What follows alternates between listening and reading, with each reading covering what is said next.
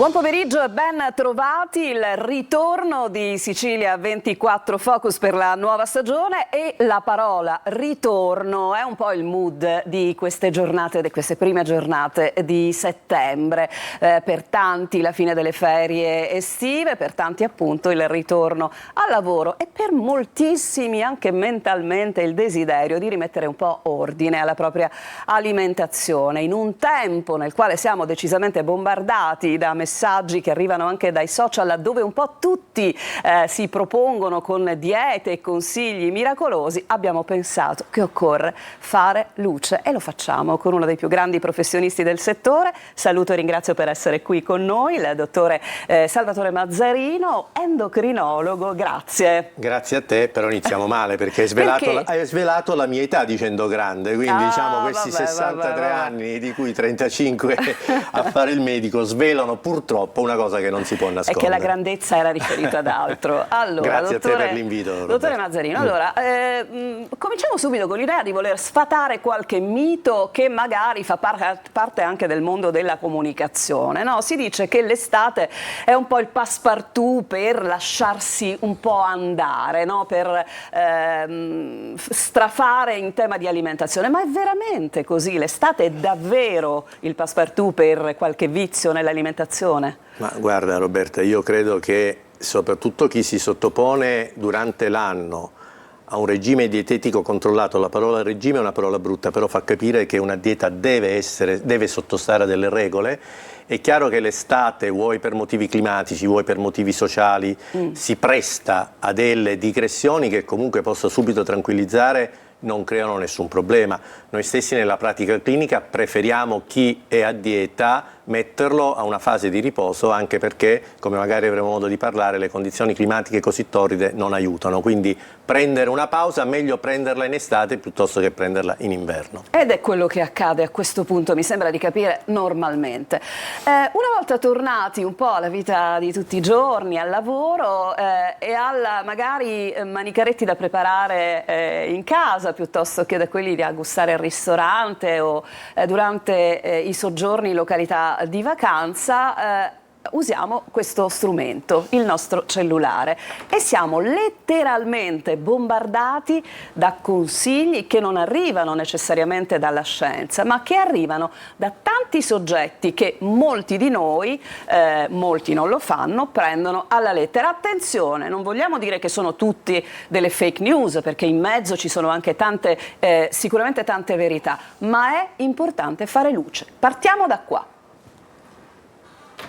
Siete tornati dalle vacanze dove avete mangiato tavoli, sedie, camerieri, suocere, nipoti, farciti e fritti, con dolci e alcolici annessi. Poi vi fate schifo e dite basta, così non si può più andare avanti. Dieta, fai da te. Pollo, tacchino, merluzzo, questi alimenti non fanno dimagrire. Sei stata obbligata a rinunciare ai tuoi cibi preferiti, ma col metodo FESPA puoi perdere fino a 50 kg mangiando tutto ciò che più ti piace, senza rinunce e senza restrizioni. L'anguria fa ingrassare, levatemi dalla testa che non faccia ingrassare. L'anguria è piena di zuccheri. La pizza dieta, ce la potremo mangiare o non ce la potremo mangiare? Ce la potremo mangiare, ce la potremo mangiare. Perdere 10 kg in un mese è possibile con una dieta chetogenica. Vediamo perché è una strategia così efficace. Lo sapevi che il latte, lo zucchero, la farina 00 sono i cosiddetti veleni bianchi? Mangiare più carne aumenta la longevità. E questo è uno studio fatto su 175 paesi, stiamo parlando di tutto il mondo. Questo lo dice la scienza. A Hong Kong nel 2023 abbiamo i più longevi al mondo. Si mangiano mezzo chilo di carne al giorno per persona. Ma è vero che l'aceto di mele fa dimagrire? Allora ragazzi, non è magia ma è strategia. L'aceto di mele aiuta a tenere a bada la glicemia. Cosa succede al tuo corpo se levi lo zucchero per almeno 10 giorni? Quando lo scopri dimmelo. E partiamo da qua. Che cosa succede al nostro corpo se eliminiamo lo zucchero per 10 giorni? Mi hai fornito un assist meraviglioso con questa clip. Ma guarda, noi a questo tipo di richieste da parte dei pazienti che evidentemente vedono questo genere di trasmissioni o comunque di servizi, rispondiamo In alcuni casi veramente qualcosa di giusto c'era, per esempio la mia concittadina romana che diceva la pizza se la potevo mangiare, anche se siamo a dieta, dipende che pizza, dipende di che dimensioni, dipende di che quantità. La chetogenica che fa perdere molti chili, anche qui c'è qualcosa di vero. Ovviamente, come tutte le notizie, vanno prese con le molle. L'ultima ragazza diceva: cosa succede se eliminiamo per 10 giorni gli zuccheri? Succede una cosa molto semplice e fisiologica che si chiama formazione di corpi chetonici. Questa formazione di corpi chetonici è alla base di quella che è la strategia della famosa dieta chetogenica, che è una dieta molto utilizzata, molto spesso abusata, nel senso di utilizzata male da figure professionali che a volte, al di là delle competenze scientifiche, non hanno neanche a volte quelle legali, però voglio dire è una dieta molto seria, se vuoi dopo ne parliamo. Diciamo che questa è stata una rassegna di cose, alcune delle quali mettono anche un po' di ansia, perché chi dovesse seguire il fatto che il merluzzo fa male, l'anguria fa ingrassare, cioè ci sono delle cose che vanno valutate e che in caso di dubbio vanno chiarite semplicemente con il proprio medico di famiglia. Abbiamo noi i medici di famiglia che ci possono dire se abbiamo dei dubbi quali sono, oppure rivolgendosi a uno specialista. Allora, cominciamo con alcuni elementi, facciamo un po' luce su alcune, facciamo chiarezza su alcuni punti. Criminalizzare degli alimenti in particolare. L'abbiamo visto in una di queste, una porzione della clip, i veleni bianchi, no? Quindi il latte, lo zucchero, la farina. Sono veleni bianchi? Assolutamente no. Se fossero veleni saremmo già tutti morti, perché chi di noi non mangia farina, chi di noi non mangia latte, chi di noi non mangia zucchero, chi di noi non usa il sale, perché non so se nella clip appariva, il quarto veleno bianco sarebbe il sale.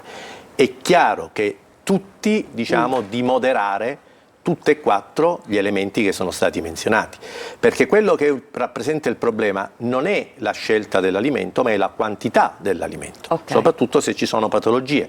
È chiaro che se io sono diabetico non dovrò assumere eccesso di zuccheri, ma anche se fossi diabetico potrei consumare una certa quota di zuccheri. È chiaro che se io sono iperteso non devo eccedere con il sale, ma questo non significa che non posso utilizzare un pizzico di sale. Quindi voglio dire, la criminalizzazione è un errore. Noi siamo onnivori, Roberta, quindi c'è una fase della nostra vita che si chiama lattanti, che prevede come alimentazione esclusivamente il latte. Pensi che il buon Dio ci voleva avvelenare appena nati se pensasse che il latte faccia male. Quindi, però sul latte si è giocata moltissima parte della criminalizzazione dei cibi in una determinata fase, no? Perché poi è un po' a ondate, a periodi. Sì. Il latte, guai al latte, tutti ad abolire il latte. Roberta, l'alimentazione rappresenta uno degli aspetti fondamentali della nostra esistenza.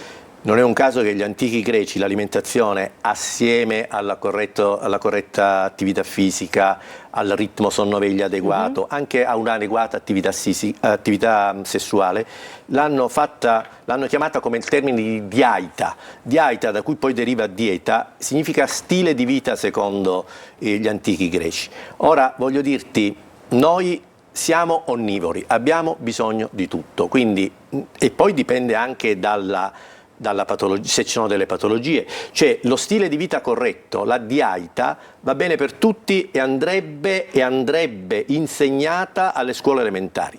La dieta nell'accezione medico del termine è una cosa diversa, associa a degli aspetti qualitativi anche degli aspetti quantitativi. La dieta, oltre che aiutarci a prevenire determinate patologie, in determinati casi è una vera e propria terapia. Quindi Roberta, in associazione con dei farmaci, ma quando tu sei malata e assumi un farmaco, lo prendi a casaccio o lo prendi con una posologia ben precisa? La stessa cosa è per i farmaci. La stessa cosa è per gli alimenti. Gli alimenti in presenza di patologie vanno strutturati con una quantità ben precisa. Allora, quindi nessun veleno, ma tutto moderato. Allora, il mood del momento è invece l'attenzione massima agli zuccheri. Si vive meglio se si limita la quantità di zuccheri per la salute generale, per la salute degli organi. Le diete che hanno, diciamo, minore apporto di zuccheri sono quelle probabilmente utilizzate anche per i pazienti oncologici. Assolutamente. Vogliamo cercare però anche qui di fare un po' di chiarezza. Che cosa si intende per limitazione o abolizione addirittura degli zuccheri e di quali zuccheri stiamo parlando? Sì, gli zuccheri, diciamo, sono una grande famiglia di composti, si distinguono zuccheri semplici e zuccheri complessi. Per esempio, gli zuccheri complessi sono quelli presenti nei farinacei, la pasta, il pane, il riso, le patate. Gli zuccheri semplici sono, a parte lo zucchero che noi comunemente usiamo, anche quelli presenti nei dolci, il fruttosio della frutta e così via. Ora, tu hai detto bene, ci sono soprattutto alcune patologie, per esempio quelle oncologiche, che si avvalgono della riduzione degli zuccheri, soprattutto degli zuccheri semplici. Che sono? Che sono lo zucchero classico, lo zucchero bianco raffinato e anche gli zuccheri, per esempio, presenti della frutta. Quindi quando noi diciamo di abbondare in frutta, in verdura, il che è giusto in determinati casi, sbagliato in altri. Tu parlavi delle patologie oncologiche. Devi sapere che le cellule umane utilizzano a scopo energetico due composti, gli zuccheri e i grassi. Le cellule tumorali invece utilizzano solo quelli, i carboidrati, solo gli zuccheri. Quindi la riduzione degli zuccheri in pazienti oncologici è assolutamente dovuta. Tant'è vero che in questi casi si fanno le cosiddette diete low carb, cioè a basso contenuto di zucchero, proprio per andare a togliere quell'energia indispensabile alla cellula tumorale per replicarsi. Si arriva a una estremizzazione dell'abolizione degli zuccheri appunto nelle diete chetogeniche, che era la domanda che faceva la signorina: cosa succede se eliminiamo gli zuccheri? E quindi parliamo anche della eliminazione di zuccheri non semplici, ma in di questo zuccheri caso nella dieta chetogenica bisogna eliminare qualunque fonte di carboidrati, ma anche le più banali, proprio perché cosa succede? Se mi cedi 2 secondi, certo, perché è una cosa a cui sono molto legato alla dieta chetogenica. È una dieta che io inizialmente guardavo di cattivo occhio, perché essendo un endocrinologo a volte, avendo a che fare con i bambini, soprattutto i diabetici di primo tipo, che molto spesso si ricoveravano presso la nostra struttura perché andavano in coma chetoacidosico, la parola acidosi e la chetosi ci poteva fuorviare. In realtà la chetosi è una cosa molto seria se utilizzata, ed è un principio tutto sommato anche parafisiologico, cioè basta allungare i tempi del digiuno, l'organismo non utilizza più zuccheri e comincia a utilizzare i grassi. Un composto che deriva dalla demolizione dei grassi, non trovando zuccheri, entra in una via metabolica che porta alla formazione dei corpi chetonici. Questi corpi chetonici si è visto essere anche utili in alcune patologie. Pensa che gli americani, che sono un popolo che si uccide a tavola, ma che dal punto di vista scientifico sono molto avanti, hanno pensato addirittura a commercializzare i corpi chetonici. Oggi negli Stati Uniti tu nelle farmacie puoi comprare dei corpi chetonici esogeni. Anche qui poi la questione è sfuggita di mano, perché tramite internet tu puoi acquistare questi chetoni che invece devono essere somministrati sotto stretto controllo medico. Ecco, quindi attenzione, non è che adesso cerchiamo corpi chetonici da acquistare, assolutamente no. Perché è importante l'altro? Ci sono patologie, oltre a quelle tumorali, per esempio nei bambini epilettici che sono resistenti alla terapia farmacologica, l'aumento dei corpi chetonici abbassa il rischio della crisi epilettica. I soggetti anziani, parkinsoniani, con Alzheimer beneficiano della chetosi.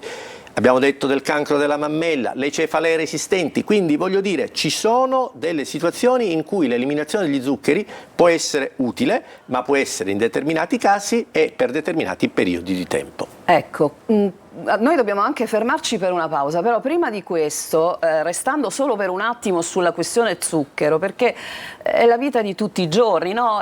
Dicevamo, è lo zucchero nel caffè, nel cappuccino, ci sono però, voglio dire, anche ci sono delle quantità che sono tollerabili dall'organismo, sempre in assenza di patologie. Parliamo insomma di un organismo vivente normalmente senza gravi problemi.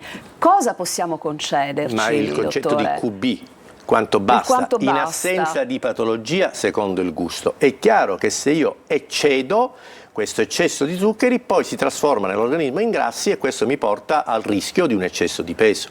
Quindi al di là delle patologie, del diabete, dell'ipertrigliceridemia, è chiaro che un'alimentazione particolarmente ricca in zuccheri mi può portare a un aumento di peso, con tutto quello che poi l'aumento di peso comporta. Ci fermiamo per una pausa. Ricordo che tra poco il dottore Mazzarino potrà rispondere a qualcuna delle domande che potranno arrivare al nostro 342 74 55 005, la nostra linea WhatsApp. Ci fermiamo tra un minuto, siamo ancora qui. A dopo.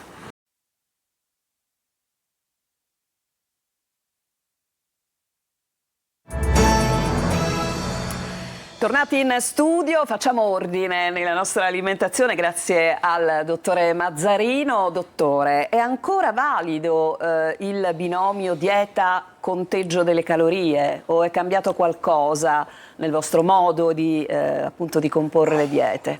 Un tempo si diceva che si ingrassa se si introducono più calorie di quante se ne spendono con l'attività fisica e con il metabolismo basale, e si dimagrisce se si introducono meno calorie di quante se ne spendono.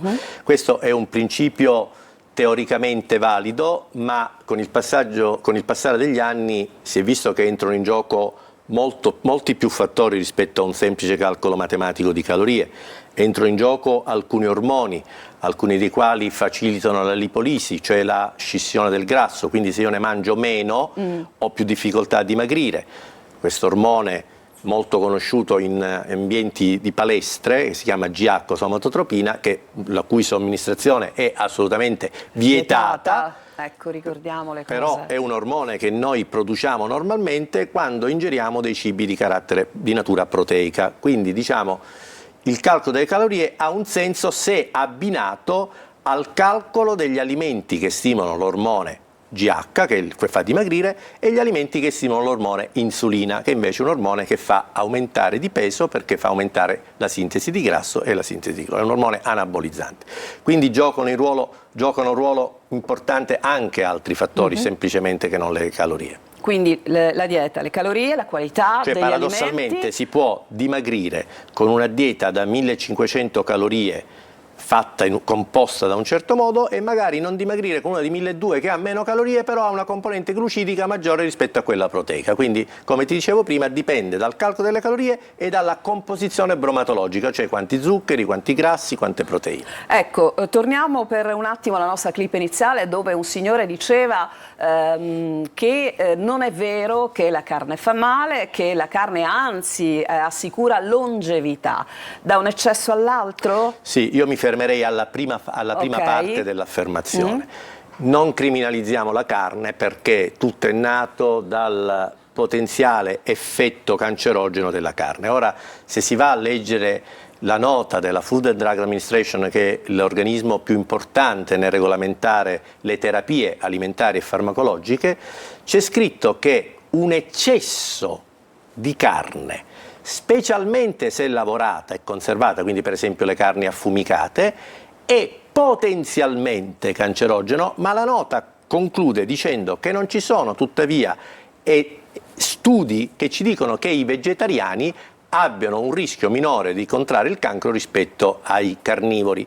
Quindi è chiaro che se io ogni giorno, e qui veniamo alla seconda parte della frase del Signore, mangio mezzo chilo di carne arrostita sulla brace, non faccio una cosa buona, soprattutto perché non è tanto la carne quanto i prodotti della cottura sulla brace e il prodotto del carbonio che crea problemi. Quindi anche qui quel clip va preso con le molle. Non la criminalizzo, non la mangio tutti i giorni, la alterno ad altre fonti proteiche, anche vegetali, che sono importanti, e ad anche altre fonti proteiche di proteine animali, tipo il pesce, tipo le carni bianche. Perché, voglio dirti, perché è importante la carne così come le altre fonti proteiche animali? Perché le proteine, che sono costituite da delle sostanze che si chiamano aminoacidi, questi aminoacidi sono 20 palline che mischiate tra di loro formano tutte le proteine della natura. Ora, di questi aminoacidi 8 sono chiamati aminoacidi essenziali perché devono essere necessariamente introdotti con la dieta, cioè l'organismo non è in grado di sintetizzarli.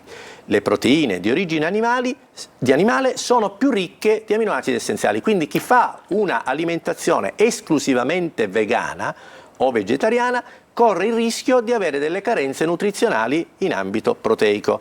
Non tanto il latte ovo vegetariano, perché nel latte, nell'uovo, gli aminoacidi essenziali ci sono, ma il vegano classico per definizione è soggetto a carenze di lisina. Quindi le uova, sì, appunto, ci chiedono da casa. Una volta si parlava di uova e si temeva che l'eccesso portasse problemi per diciamo, i livelli del colesterolo. Ci dice in realtà qual è la giusta misura? anche lì, se io ho un problema di ipercolesterolemia, soffro di colesterolo alto, o magari una produzione endogena di colesterolo, perché il colesterolo, quando noi andiamo a dosare nel sangue, non è solo quello che noi mangiamo, ma il colesterolo noi lo produciamo. Certo. Quindi la mia ipercolesterolemia può essere legata o a un eccesso di introduzione o a un eccesso di produzione endogena. Tu pensa che il tuorlo d'uovo, quindi il rosso dell'uovo, ha un contenuto di colesterolo abbastanza elevato, quindi in soggetti che già hanno livelli di colesterolo alto, noi preferiamo non eliminare l'uovo, ma concederlo come possibilità di un secondo piatto non più di 1 o 2 volte a settimana. Non più di 1 o 2 volte a settimana. Ma ripeto, parliamo chi di... soffre di ipercolesterolemia, Okay, ma attenzione. chi non soffre invece, chi non ha dei problemi di salute specifici, 2, 3 uova Sì, possono essere normalmente mangiate. Assolutamente. Allora, io ingrasso perché il mio metabolismo è lento. Metabolismo lento, metabolismo più veloce. La parola metabolismo è un po' abusata e anche probabilmente a sproposito. Cos'è vero? Ma allora, io ai miei pazienti che mi chiedono questo rispondo così. Io ho una Ferrari, no, naturalmente non è vero, e tu hai una 500 scassata degli anni 70. È chiaro che la benzina che consuma la mia Ferrari è diversa dalla tua 500. Okay, quindi se ciascuno di dovessimo noi... andare a Messina, io e te con le nostre macchine, io dovrei mettere una quantità di benzina spropositata rispetto a te. È un po' il metabolismo e il concetto di consumo energetico. Se io ho un motore metabolico che una Ferrari, avrò bisogno di più benzina, in questo caso la benzina è rappresentata dal cibo. Ma noi oggi abbiamo una grande fortuna, Roberta, che è quella di poter misurare il metabolismo, cioè noi il carburatore del nostro organismo possiamo studiarlo e possiamo vedere quanta benzina consuma attraverso un esame semplicissimo che si chiama calorimetria, che adesso in 2 parole ti spiego, che non solo ci dice quante calorie noi consumiamo nell'arco della giornata, ma ci dice anche da dove attingiamo le calorie, dagli zuccheri, dai grassi e dalle proteine. E come si fa? Si fa respirare il soggetto dentro una mascherina. Sì. Il respiro viene convogliato a una macchina che analizza, la quantità di ossigeno che consumiamo, e quello nelle 24 ore ci dice quanta benzina consumiamo. E dal rapporto tra ossigeno e anidride carbonica ricaviamo appunto quello che si chiama quoziente respiratore, ci dice le percentuali con cui bruciamo zuccheri, grassi, proteine. Quindi capisci che ormai è semplicissimo per il nutrizionista, per quel tipo di carrozzeria, per quel tipo di motore, mettere la quantità giusta di benzina e il tipo di benzina. Ma noi giusta. possiamo agire sul nostro metabolismo, possiamo attivarlo, ci sono delle situazioni, ci sono situazioni in cui il metabolismo rallenta fisiologicamente, per esempio i soggetti anziani, io non ho lo stesso metabolismo di quando avevo 20 anni. L'attività fisica naturalmente aumenta il Quindi metabolismo. si può fare qualcosa. Assolutamente, e poi ci sono stati spesso, soprattutto in alcuni anni, in alcuni decenni fa, anche dei farmaci che possono aumentare il metabolismo e che vanno assolutamente evitati. A volte si usava per far dimagrire la gente l'utilizzo degli ormoni tiroidei, è una cosa che assolutamente va vietata, perché a parte che si perde massa muscolare non grasso, però è una cosa da evitare. Abbiamo meno di 2 minuti, andiamo un po' a raffica se possiamo farlo. Allora, è vero che bisogna mangiare carboidrati fino alle massimo 18 di sera? Questa è una teoria che negli ultimi anni sta prendendo corpo, si lega al fatto che la produzione di alcuni ormoni avviene in maniera circadiana, cioè noi produciamo alcuni ormoni soprattutto al mattino rispetto alla sera, si prende conto del fatto che poi la sera in genere si va a riposare, quindi la capacità anche di digeribilità e di assimilazione nella sera si riducono, ma ti posso garantire, per quella che è la mia esperienza di 35 anni, che se stasera ti invito a cena e ci andiamo a mangiare un piatto di pasta, puoi farlo assolutamente con tranquillità. Con tranquillità. E mangiare la sera il carboidrato non significa ingrassare, no, di più perlomeno non più al farlo la mattina dipende a pranzo. sempre dalle quantità e soprattutto a cosa associ quel carboidrato. Devi sempre associarlo a una fonte proteica. Allora, per delle sofferenze epatiche, si parla di steatosi di terzo grado, esattamente che cosa bisogna evitare? Allora, bisogna fare un'alimentazione estremamente pulita. La steatosi è il fegato che viene infarcito di grassi, quindi bisogna fare lavorare il fegato in maniera semplice, quindi non abusare in grassi, soprattutto quelli saturi, per esempio quelli della carne o dei formaggi.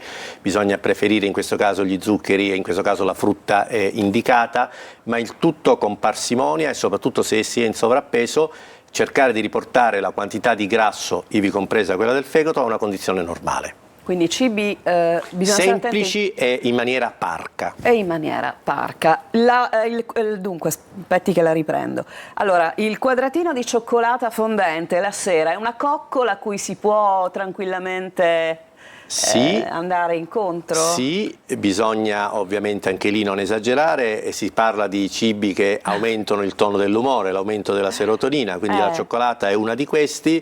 Se l'ascoltatore ti ha chiesto il cioccolato fondente vuol dire che è un intenditore di cioccolata, perché quella fondente è molto più buona. E l'ultima cosa sulla keto, e poi davvero dobbiamo salutare, la keto ha una durata, cioè possiamo farla tutta la vita? Dipende esistono diversi tipi di protocolli ketogenici. La dieta per dimagrire, che è quella che maggiormente a cui rispondo, si fanno cicli di 21 giorni, poi si sospende, si fa la reintroduzione dei carboidrati e ciclicamente. Ma determinati tipi ketogeniche, per esempio nei bambini epilettici, si possono fare anche per tutta la vita, aumentando in questo caso il contenuto di grassi. Allora, abbiamo finito, 15, anzi è un minuto, quindi sono andata un po' oltre. Mi perdonerà il dottore Mazzarino. Io chiudo dicendo che intanto chiaramente è un mare questa materia, bellissima, avremo sicuramente modo di rivederci. È un mare dove ci sono tanti naviganti. Anche perché avremo il dottore in una veste insomma un po' diversa di scrittore, perché il 5 ottobre sarà presentato il suo nuovo libro. Sì, è un libro per la Fondazione AIRC, Associazione Italiana Ricerca sul Cancro,